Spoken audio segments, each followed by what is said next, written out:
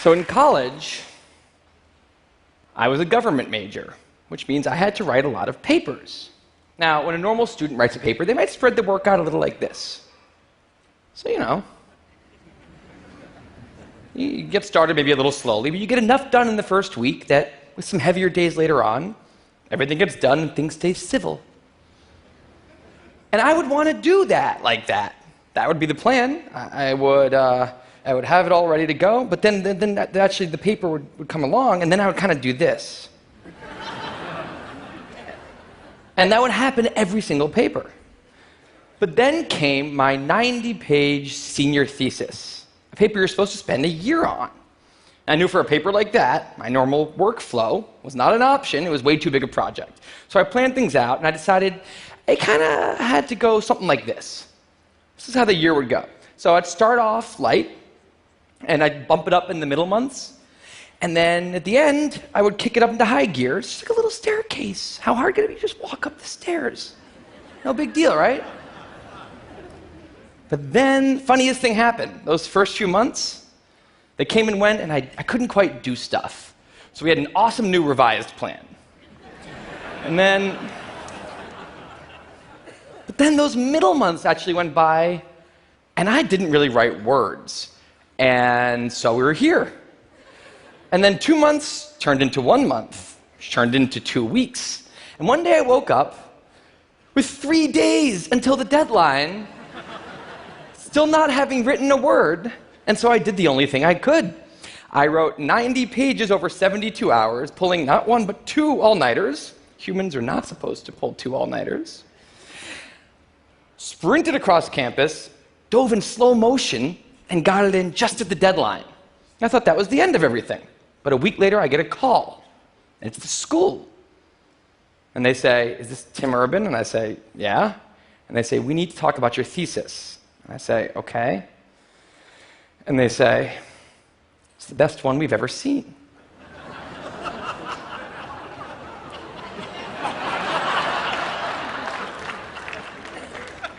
That did not happen. It was a very, very bad thesis. I just wanted to enjoy that one moment when all of you thought, "This guy is amazing." No, it was very, very bad. Anyway, today I'm a writer, blogger guy. I write the blog Wait, But Why? And a couple of years ago, I decided to write about procrastination. My behaviors always perplexed the non-procrastinators around me, and I wanted to explain to the non-procrastinators of the world what goes on in the heads of procrastinators and why we are the way we are. Now, I had a hypothesis that the brains of procrastinators were actually different than the brains of other people. And to test this, I found an MRI lab that actually let me scan both my brain and the brain of a proven non-procrastinator, so I could compare them, and I actually brought them here to show you today, and I want you to take a look carefully to see if you can notice a difference. And I know that if you're not a trained brain expert, it's not that obvious, but just take a look, okay? So here's the brain of a non-procrastinator. Now, here's my brain.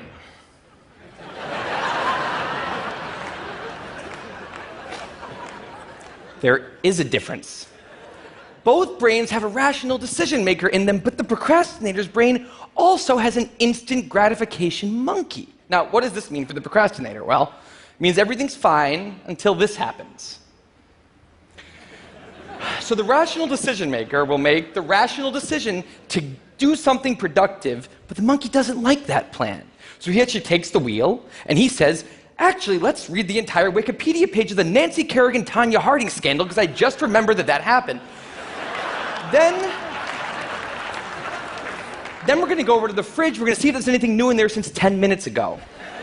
After that, we're going to go on a YouTube spiral that starts with videos of Richard Feynman talking about magnets and ends much, much later with us watching interviews with Justin Bieber's mom. All of that's going to take a while, so we're not going to really have room on the schedule for any work today. Sorry." Now, what is going on here? The instant gratification monkey does not seem like a guy you want behind the wheel. He lives entirely in the present moment. He has no memory of the past, no knowledge of the future, and he only cares about two things: easy and fun. Now, in the animal world, that works fine. If you're a dog and you spend your whole life doing nothing other than easy and fun things, you're a huge success.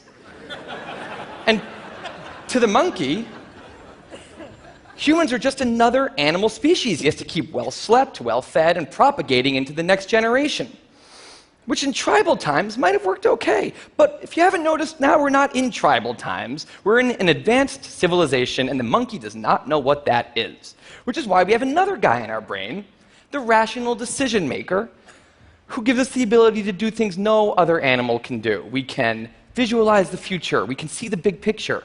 We can make long-term plans. And he wants to take all of that into account, and he wants to just have us do whatever makes sense to be doing right now. Now, sometimes it makes sense to be doing things that are easy and fun, like when you're having dinner or going to bed or enjoying well-earned leisure time. That's why there's an overlap. Sometimes they agree. But other times, it makes much more sense to be doing things that are harder and less pleasant for the sake of the big picture, and that's when we have a conflict. And for the procrastinator, that conflict tends to end a certain way every time, leaving him spending a lot of time in this orange zone, an easy and fun place that's entirely out of the makes sense circle. I call it the dark playground. Now, the dark playground is a place that all of you procrastinators out there know very well. It's where leisure activities happen at times when leisure activities are not supposed to be happening. The fun you have in the dark playground isn't actually fun because it's completely unearned, and the air is filled with guilt, dread, anxiety, self-hatred, all those good procrastinator feelings. And the question is, in this situation, with the monkey behind the wheel, how does the procrastinator ever get himself over here to this blue zone? A less pleasant place, but where really important things happen. Well, turns out that the procrastinator has a guardian angel, someone who's always looking down on him and watching over him in his darkest moments, someone called the panic monster.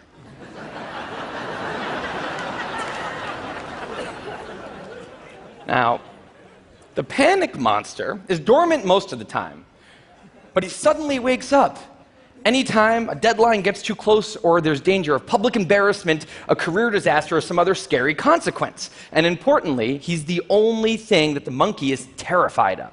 Now, he became very relevant in my life pretty recently because the people of TED reached out to me about 6 months ago and invited me to do a TED Talk.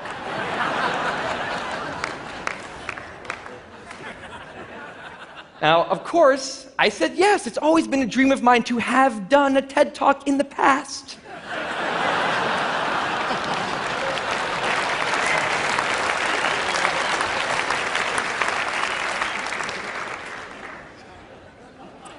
But in the middle of all this excitement, the rational decision maker seemed to have something else in his mind. He was saying, are we clear on what we just accepted? Do we get what's going to be now happening one day in the future? We need to sit down and work on this right now. And the monkey said, totally agree, but also let's just open Google Earth and let's zoom into the bottom of India, like 200 feet above the ground, and we're going to scroll up for 2.5 hours till we get to the top of the country so we can get a better feel for India.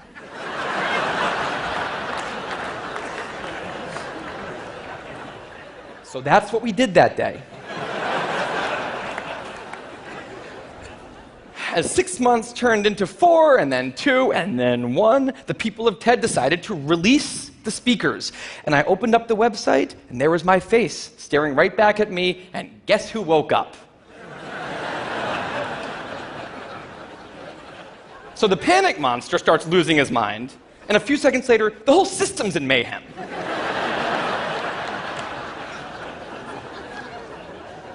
And the monkey, who, remember, he's terrified of the panic monster, boom, he's up the tree. And finally, the rational decision maker can take the wheel and I can start working on the talk. Now, the panic monster explains all kinds of pretty insane procrastinating behavior, like how someone like me could spend 2 weeks unable to start the opening sentence of a paper and then miraculously find the unbelievable work ethic to stay up all night and write 8 pages. And this entire situation with the 3 characters, this is the procrastinator's system. It's not pretty, but in the end, it works. And this is what I decided to write about on the blog just a couple years ago. Now, when I did, I was amazed by the response.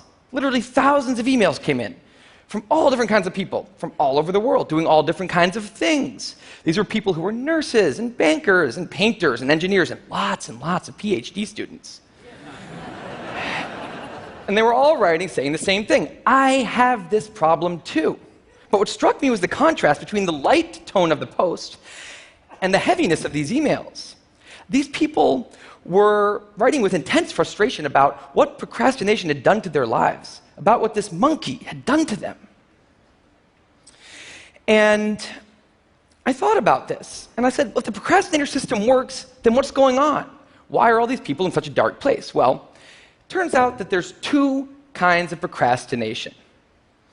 Everything I've talked about today, the examples I've given, they all have deadlines. And when there's deadlines, the effects of procrastination are contained to the short term because the panic monster gets involved. But there's a second kind of procrastination that happens in situations when there is no deadline. So if you want to have a career where you want to be a self-starter, something in the arts, something entrepreneurial, there's no deadlines on those things at first because nothing's happening at first, not until you've gone out and done the hard work to get some momentum, to get things going. There's also all kinds of important things outside of your career that don't involve any deadlines, like seeing your family or exercising and taking care of your health, working on your relationship or getting out of a relationship that isn't working. Now, if the procrastinator's only mechanism of doing these hard things is the panic monster, that's a problem because in all of these non-deadline situations, the panic monster doesn't show up. He has nothing to wake up for. So the effects of procrastination, they're not contained. They just extend outward forever. And it's this long-term kind of procrastination that's much less visible and much less talked about than the funnier, short-term, deadline-based kind. It's usually suffered quietly and privately, and it can be the source of a huge amount of long-term unhappiness and regrets. And I thought, that's why these people are emailing, and that's why they're in such a bad place. It's not that they're cramming for some project. It's that long-term procrastination has made them feel like a spectator at times in their own lives. The frustration was not that they couldn't achieve their dreams, it's that they weren't even able to start chasing them. So I read these emails, and I had a little bit of an epiphany that I don't think non-procrastinators exist. That's right. I think all of you are procrastinators. Now, you might not all be a mess, like some of us. And some of you may have a healthy relationship with deadlines. But remember, the monkey's sneakiest trick is when the deadlines aren't there. Now, I want to show you one last thing. I call this a life calendar. That's one box for every week of a 90-year life. That's not that many boxes, especially since we've already used a bunch of those. So I think we need to all take a long, hard look at that calendar. And we need to think about what we're really procrastinating on, because everyone is procrastinating on something in life. We need to stay aware of the instant gratification monkey. That's a job for all of us. And because there's not that many boxes on there, it's a job that should probably start today. Well, maybe not today, but sometime soon. Thank you.